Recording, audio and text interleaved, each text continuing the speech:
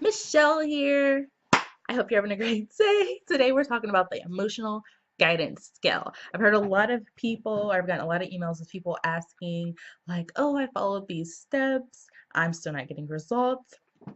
So I want to talk about the emotional guidance scale because this scale, which Abraham Hicks talks about in their books, or Esther and Jerry Hicks talk about in their books, um, is everything. So whenever you ask for something or whenever you have some type of contrast in your life, you instantly ask for something better. And in the non-physical, that is always answered.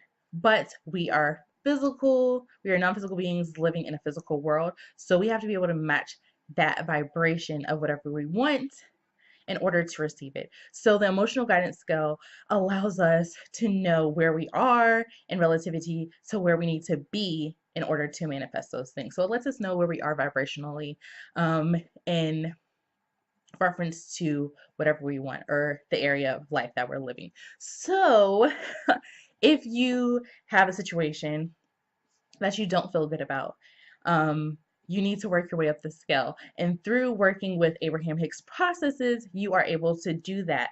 But in order to know which processes can work for you or work for where you are currently on the scale, you need to go in the book. It's in the book, under each process, it tells you specifically which um set points you are able to use this process for. So say that you feel anger or jealousy toward the subject of money or other people having money.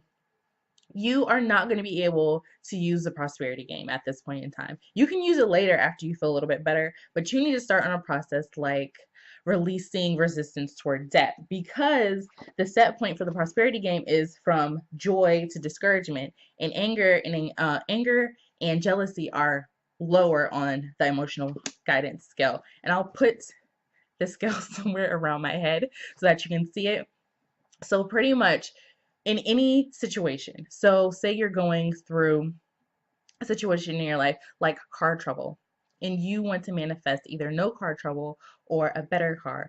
You have to move up the scale. So if right now you're angry about it or you're discouraged, you need to move up the scale in order to manifest a better car situation. It doesn't always mean getting a new car. It can mean that you're able to get your car fixed, somebody pays for the repairs, or whatever problem you have just magically disappears. But you have to be able to release the resistance toward that. And doing the processes and asking is given helps you do that. Um, but yeah, the the the emotional guidance system is pretty much, it's always referred to as like the emotional GPS or the internal GPS, because pretty much you, once you have some contrast in your life, you're like, oh, I want this better thing. But in order to know where or how to get to that better thing, your GPS needs to know where you are now. And you need to take that time to figure out where you are in the scale. And I personally, I have slacked on figuring out or using this scale in my life because I kind of have some of it memorized, but I could work on going to the scale and using it as a tool more often because it definitely helps in the process. So that is why if you go see people's videos and they're like, oh, I manifested this money, or I manifested a man or a relationship or whatever, and they make it seem so easy.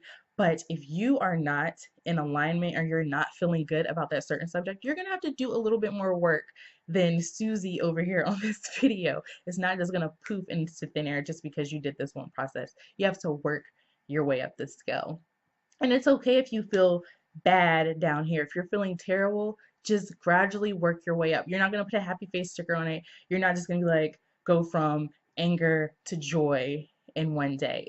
It's rare. So you're going to have to do the work, do the work, and things are going to work out for you. If you make your personal development and your just spiritual and all that gooey goodness inside of you, if you make that your priority and you're working every day toward becoming a better person, it's going to become easier. And you're going to be able to stay at a higher, or really it's a lower, no, a higher number on the scale. So it'll be like a 1 or 2, instead of down here. And once you feel yourself dropping, like if you're ever in a situation and it does not feel good, that means, oh, red flag, I need to do some work on this, or I need to remove myself and I need to go do something that feels good. So your homework is to pretty much get this emotional guidance skill in front of you. Start figuring out the areas of your life that don't look so great to you and figure out where you are on the scale and find processes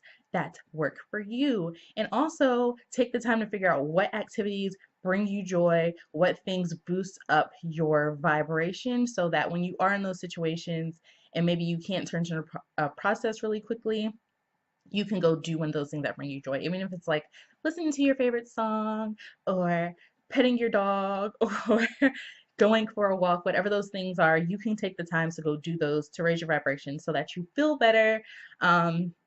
You're able to manifest more in your life. And I know this did not cover everything in terms of the emotional guidance scale, but if you have any questions, let me know and I'll be sure to answer them. You can either put them in the comments or I'll leave my email address below and you can ask me those questions personally and I will get back to you. Like if you want to be anonymous and you don't want me to address you in the video, just let me know and I am totally fine with keeping you anonymous. So yep, that's pretty much it. I will see you on my next video. Be sure to like this video and subscribe if you enjoyed it, and I will see you on my next one. Bye!